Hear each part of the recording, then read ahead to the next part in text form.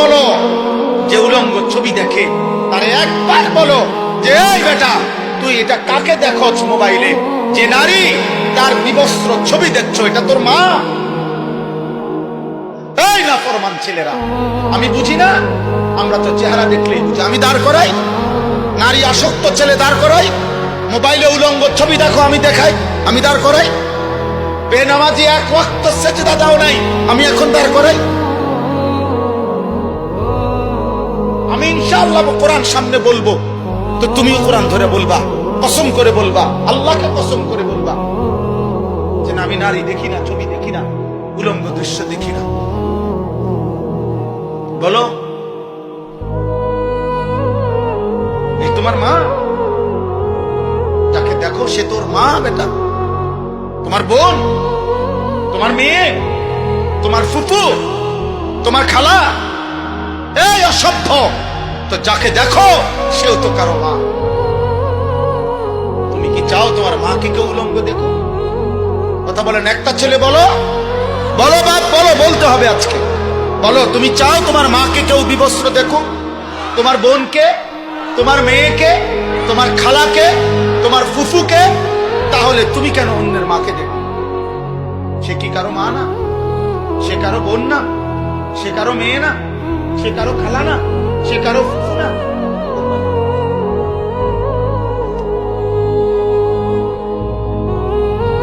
তোমার রক্তে ইনসান নাই? তুমি মানুষ না?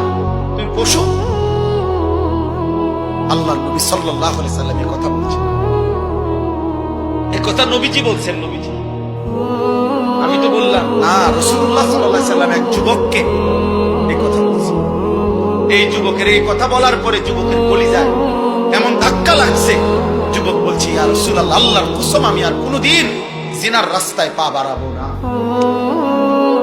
নবী তখন তার জন্য তিনটা দোয়া করে দিয়েছিলেন, আল্লাহুম্মা গফির যামবাহু ওয়া তাহহির কলবাহু ওয়া হাসসিন ফারজাহু।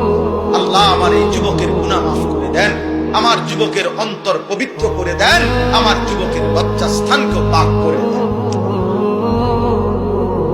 আজ দোয়া করলাম, যদি কোনো যুবক সিদ্ধান্ত নাও এই মাহফিলে বসে আমি আর নারী দেখবো না, ছবি দেখবো না, আব্বা চাহিদা পূরণ হবে, তোমার বাবা দাদা পূর্বপুরুষ বিবাহের মাধ্যমে এভাবে আসছে, তুমি এক বিবাহিত মায়ের সন্তান। আরে বেটা, তোমরা যারা অস্থির ছবি আর নারী উলঙ্গ নাচ গান দেখো, তো তুমি তার থেকে কি চাও? সুযোগ পাইলে তুমি তা করতা, এই তো। তাহলে সুযোগ পাইলে জিনা করতা। এই নারী যদি তোমার কাছে একাকিত্বে আসতো তো কি করতা? ব্যভিচার করতা তার সাথে। তাহলে ব্যভিচারের কারণে যদি সন্তান হতো, তার পরিচয় কি?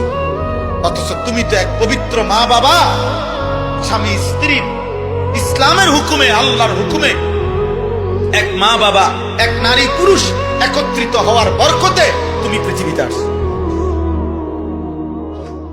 তুমি তো এক পবিত্র মা বাবার পবিত্র সন্তান, তো তুমি কেন অপবিত্র কামনা করো? এর দ্বারা কি তুমি তোমার মাকে অপমান করো না? এর দ্বারা কি তুমি তোমার বোনকে অপমান করো না?